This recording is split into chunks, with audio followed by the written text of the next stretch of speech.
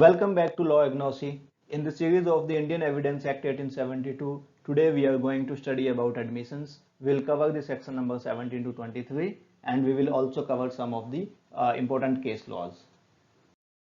So let's see what is the agenda of today's video. First we will see the definition of admission. Then we'll see who can make the admissions, which is defined in section number 18, 19 and 20. Then we will see the relevancy of the admissions, which is in section number 21, 22 and 23. Then we'll see the evidentiary value of the admissions, which is given in section 31. But along with that, we will also discuss important case laws. Okay. So admission का मतलब होता है to admit, किसी भी चीज को admit कर लेना कि हाँ ऐसा है, उसको हम कहते हैं एडमिशन। जैसे मान लो किसी की घड़ी चोरी हो गई तो आप बोलेंगे कि हाँ ये घड़ी मेरे पास है, तो वो एडमिट करना हुआ, वो एडमिशन हुआ कि आप मान गए हैं कि ये घड़ी आपके पास है। ठीक है, तो अब इसका एक फॉर्मल डेफिनेशन देख लेते हैं। क्या कहते हैं? एडमिशन इज अ स्टेटमेंट, ये ओरल हो सकता है, डॉक्यूमेंट की फॉर्म में हो सकता है या इलेक्ट्रॉनिक फॉर्म में भी हो सकता है, right, which is related to either fact in issue और अ रेलेवेंट फैक्ट। ठीक है, and which is given by the persons which are defined under section 18 to 20। 18, 19 और 20 में जो पर्संस डिफाइन किए गए हैं उनके द्वारा दिए गए स्टेटमेंट ही एडमिशन होते हैं। ऐसा नहीं है कि कोई भी आगे कुछ बोलेगा तो वो एक एडमिशन मान लिया जाएगा। ठीक है, अब इसका एक एग्जांपल देख लेते हैं कि एक पर्सन को सू किया गया है उसके लोन अमाउंट को रिकवर के लिए। अब अगर वो जिसको सू किया गया है वो कोर्ट में कह देता है कि yes he does on the money, तो ये एक स्टेटमेंट हो जाएगी क्योंकि ये तो डायरेक्ट एक्नॉलेजमेंट है उसकी लायबिलिटी का। नेक्स्ट एग्जांपल देखते हैं। चार्ज लगा है ए पे कि उसने पॉइजन देके डेथ किया है किसी का। ठीक है, एंड अगर ये एडमिट करता है कि हाँ उसने पॉइजन को परचेज किया था, तो ये भी एक एडमिशन माना जाएगा और वो तब तक गिल्टी ऑफ मर्डर कहलाया जाएगा जब तक कि वो ये साबित ना कर दे कि वो पॉइजन उसने किसी इनोसेंट पर्पस के लिए खरीदा था। ठीक है, टाइप्स ऑफ एडमिशन देखते हैं। ये दो टाइप की होती है। पहली होती है जुडिशियल, जिसको हम फॉर्मल एडमिशन भी कहते हैं, और सेकंड होती है एक्स्ट्रा जुडिशियल, जिसको हम इनफॉर्मल एडमिशन भी कहते हैं।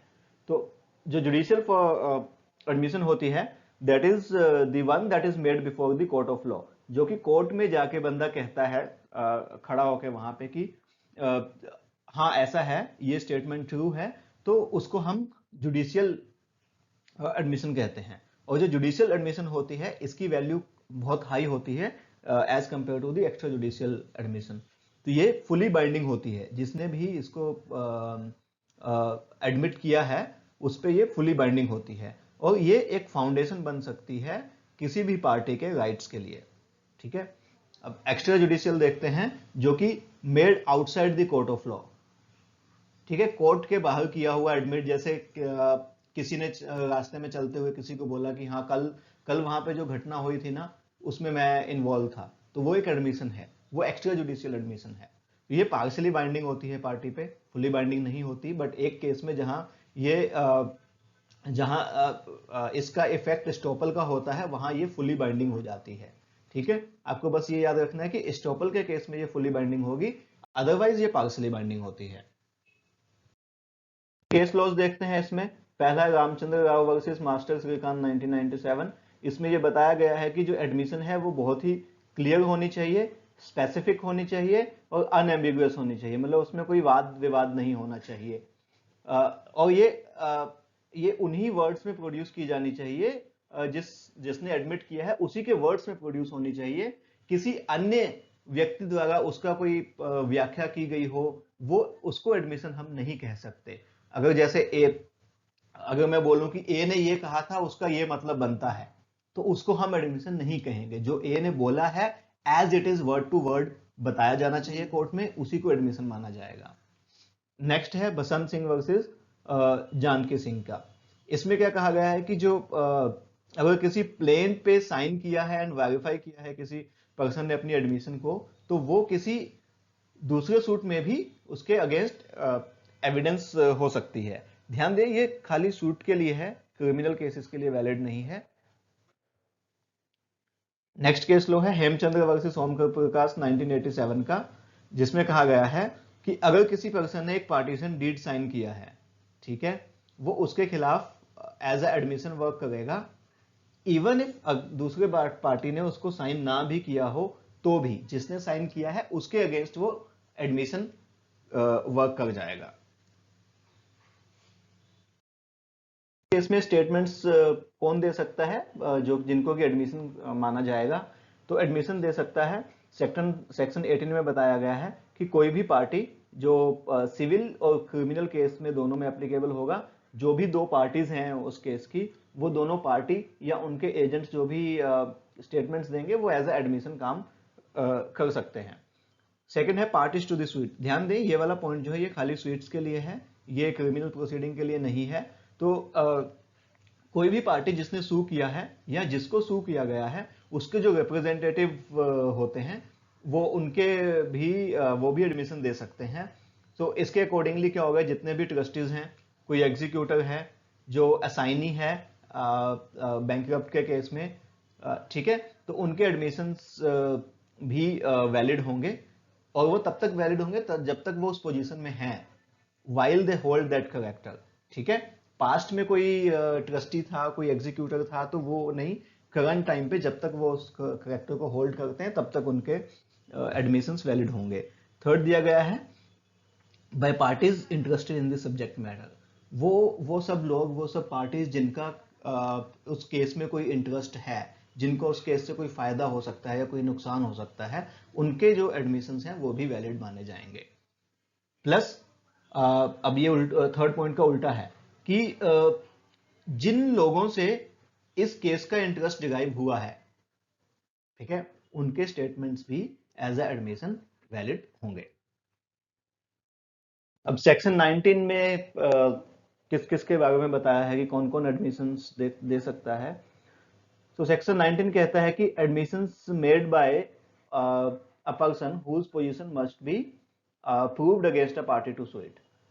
ठीक है, अब इसको आप एक एग्जांपल से समझते हैं कि जिस पर्सन की पोजीशन प्रूव करनी है, उसके स्टेटमेंट्स को भी एज एडमिशन मान लिया जाएगा। ठीक है, एग्जांपल देखते हैं इसका कि अब ए जो है वो बी के लिए रेंट कलेक्ट करता है लोगों से। अब सी भी एक ऐसा है जो जिसको कि बी को रेंट देना होता है। अब बी ने ए को सू किया कि उसने सी से रेंट कलेक्ट नहीं किया। ठीक है, अब ए डिनाई करता है, वो कहता है कि सी से बी को कोई रेंट ड्यू था ही नहीं। ठीक है, अब ये पूरा मामला है। अब यहां पे सी पिक्चर में आता है, तो सी का पोजीशन जो है वो प्रूव करना है इसमें। तो इस वजह से सी का स्टेटमेंट भी एज अ एडमिशन वैलिड हो जाएगा। अगर सी कहता है कि that he owed B rent is an admission. ठीक है, अगर सी कहता है कि हाँ उसने बी को रेंट देना है, ठीक है, उस पे उसका रेंट देना बनता था, तो वो एक एडमिशन हो जाएगा, और वो भी एक रेलेवेंट फैक्ट ए के अगेंस्ट माना जाएगा। क्लियर है?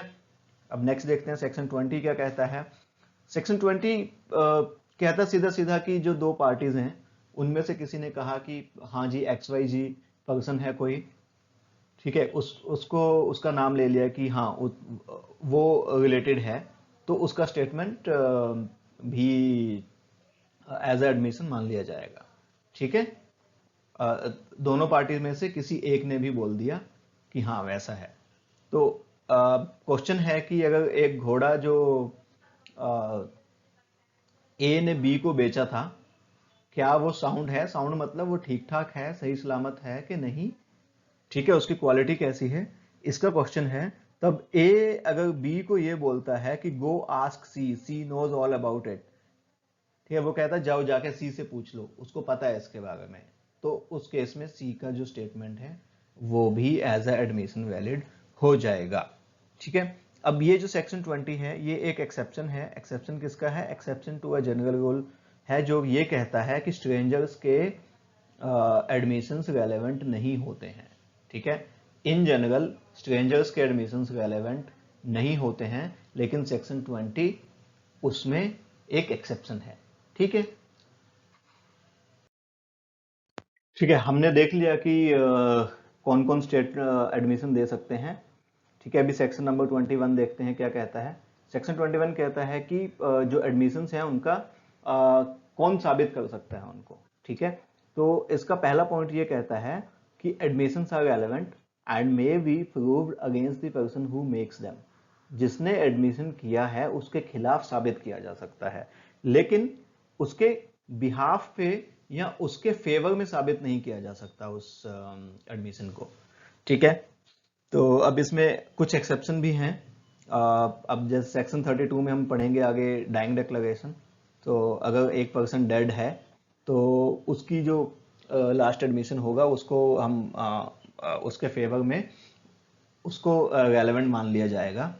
ठीक है, प्लस सेकंड एक्सेप्शन ये है कि अगर कोई स्टेटमेंट किसी स्टेट ऑफ माइंड या बॉडी के एग्जिस्टेंस के बारे में बोलती है, ठीक है, and at the same time उसका जो कंडक्ट है उससे भी ये पता चलता है कि हाँ जी ऐसा स्टेट उसकी बॉडी का या माइंड का हो सकता है, तो वो रेलेवेंट हो जाएंगे। उस केस में उसके फेवर में वो मान लिया जाएगा।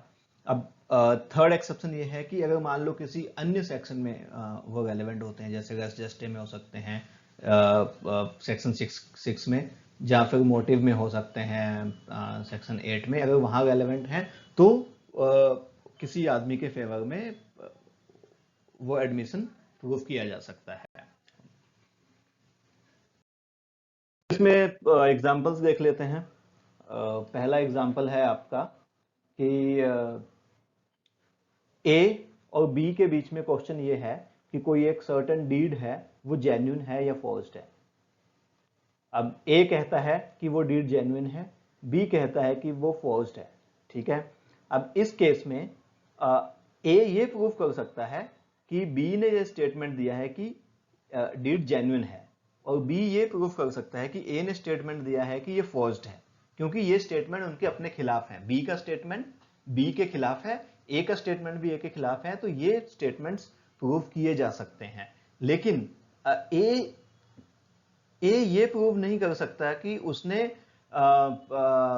अपनी स्टेटमेंट से कि ये डीड जेन्युइन है, वो उसके अपने फेवर में स्टेटमेंट है तो वो नहीं प्रूव कर सकता। ऐसे ही बी भी अगर ये स्टेटमेंट देता है बाय हिमसेल्फ की डीड फॉर्ज, तो वो उसको साबित नहीं कर सकता, उसको रेलेवेंट नहीं माना जाएगा। ठीक है, अब एक्सेप्शन का एक इलस्ट्रेशन देख लेते हैं। A is accused of receiving stolen goods knowing them to be stolen. ठीक है, अब ए कहता है कि उसने उन गुड्स को कम वैल्यू पे बेचने से रिफ्यूज किया था। ठीक है, तो ये वैलिड हो जाएगा क्योंकि इसमें उसका कंडक्ट भी झलकता है। ठीक है, उसका जो कंडक्ट है कि उसने उनको सेल नहीं किया लो वैल्यू पे, वो भी दिखता है। जो उसने बोला वो उसके कंडक्ट से दिखाई देता है, तो ये एक एक्सेप्शन में आ जाएगा। तो अपने फेवर में जो दिया गया स्टेटमेंट है वो रेलेवेंट एडमिशन हो जाएगा। एग्जाम्पल देखते हैं। A is accused of fraudulently having possession of counterfeit coins. नकली कॉइन्स पोजेस करने का एक्यूजेशन है ए पे। अब ए कहता है कि उसने एक स्किल्ड पर्सन से पूछा था, उससे एग्जामिन करवाया था, और उसने एग्जामिन किया, उसने बोला कि इट वाज जेन्युइन। तो ये जो एडमिशन है ये रेलेवेंट हो जाएगा, क्योंकि उसका जो कंडक्ट है और उसका जो एडमिशन है वो दोनों सेम सेम बात बताते हैं कि उसने एक स्किल्ड पर्सन से उसका एग्जामिनेशन करवाया था कॉइन्स का। ठीक है, तो ये हो गया हमारा सेक्शन 21। अब सेक्शन 21 एक बहुत ही जनरल प्रिंसिपल के ऊपर बेस्ड है, हम देख लेते हैं वो किस पे बेस्ड है। तो एक जो रूल ऑफ लॉ है with respect to self regarding evidence is that when in the self serving form generally it is not receivable. ठीक है, अगर आप हर किसी को जाके बोलेंगे कि अपने फेवर में कोई स्टेटमेंट देंगे, तो उसमें एक डाउट की गुंजाइश रहती है कि उसको जनरली आपको ऐसे रिसीव नहीं किया जाता कि हाँ इसने सही ही बोला होगा। बट अगर आप सेल्फ हार्मिंग स्टेटमेंट देते हैं, ठीक है, कोई भी एविडेंस आप अपने सेल्फ हार्मिंग में देते हैं, तो कुछ एक एक्सेप्शंस को छोड़ के सब लोग उस चीज को रिसीव करते हैं, उसको मानते हैं। ठीक है, जो सेल्फ हार्मिंग स्टेटमेंट होती है वो एक बहुत ही सेटिस्फैक्टरी काइंड ऑफ प्रूफ माना जाता है कि अगर आप खुद ही कह देते हैं कि हाँ जी ये जो गलत काम हुआ है ये मैंने किया है, तो उस वो एक बहुत ही सेटिस्फैक्टरी काइंड ऑफ प्रूफ माना जाता है। तो इसी प्रिंसिपल के ऊपर बेस्ड है हमारा सेक्शन 21, जो कहता है कि अपने अगेंस्ट जो एडमिशंस हैं उसको हम प्रूफ कर सकते हैं, अपने फेवर में जो एडमिशंस हैं उनको साबित नहीं किया जा सकता। सेक्शन 22 बहुत ही छोटा सा सेक्शन है, बहुत कुछ खास है नहीं इसमें। इसमें ये कहते हैं कि अगर एक डॉक्यूमेंट पेश किया गया है कोर्ट में, तो उसके अगेंस्ट हम ओरल एडमिशन कब दे सकते हैं। ठीक है, अब एक डॉक्यूमेंट आ गया है तो ओरल एडमिशन आप तभी दे सकते हैं, तभी वो ओरल एडमिशन इरेलीवेंट होगा, या तो वो पर्सन एंटाइटल हो सेकेंडरी एविडेंस देने के लिए, या फिर जो डॉक्यूमेंट है उसको वो जेन्युइन है कि नहीं, इस पे क्वेश्चन मार्क लग गया हो। ठीक है, अब इसमें एक अमेंडमेंट हो गए, सेक्शन 22A बना था, जिसमें सेम चीज इलेक्ट्रॉनिक रिकॉर्ड्स पे भी एप्लीकेबल थी कि oral admissions as to the content of electronic records are relevant only when the genuineness of that electronic record produced is in the question। एक छोटा सा सेक्शन है, सेक्शन नंबर 23, जो कि केवल सिविल सूट्स के लिए एप्लीकेबल होता है। तो ये कहता है कि सिविल केसेस में एडमिशंस कब रेलेवेंट नहीं होंगे। ठीक है, ये कहता है कि अगर ये एक्सप्रेस कंडीशन दी गई है पार्टीज द्वारा कि वो एविडेंस नहीं दिया जाएगा किसी चीज का, तो उस केस में एडमिशन रेलेवेंट नहीं होंगे। या फिर made under the circumstances that party agreed that evidence of it is not to be given, दोनों पार्टीज मान गई हैं, उन्होंने एग्रीमेंट हो गया है कि इस चीज का एविडेंस नहीं दिया जाएगा, तो उस केस में वो एडमिशन रेलेवेंट नहीं होंगे।